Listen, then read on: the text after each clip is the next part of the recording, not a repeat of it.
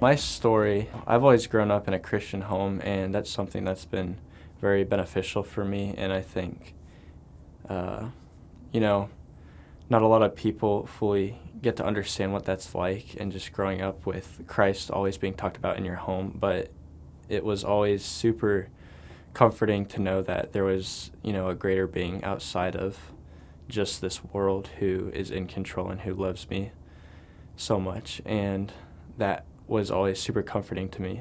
And so growing up, I was about 4 years old, and my brother had just accepted Jesus into his life, and I always wanted to do everything he did, and he'd go do something, and I'd always follow him wherever he went.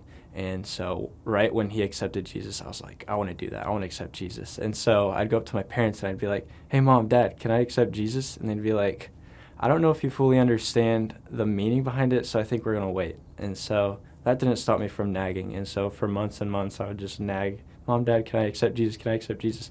And that went on for a little while until one day we went to see a movie, and we're coming back from the movie, and we're on the street in our neighborhood.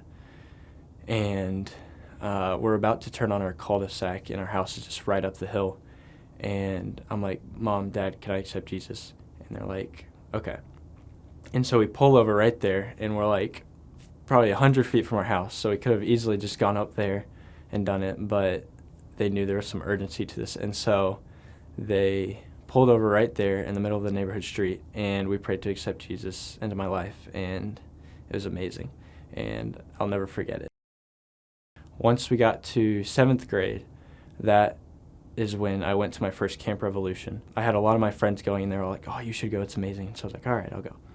And so I go, and that set a flame inside of me. And that was when I really first started to take my faith seriously. And that's what was going on with my friends around me too, is we were all starting to take our faith more seriously, and we were starting to grow spiritually and really think, is this something that is just something that I'm doing because my parents want me to and because that's what they're all doing around me, or is this something that I actually personally want to follow through on and grow closer to Jesus through? And so we all had a really tight bond, and we grew in our faith a lot through middle school and then high school, and over time some of those friends started leaving. They started going on doing life, and a few of them are still here, which has been a really big blessing.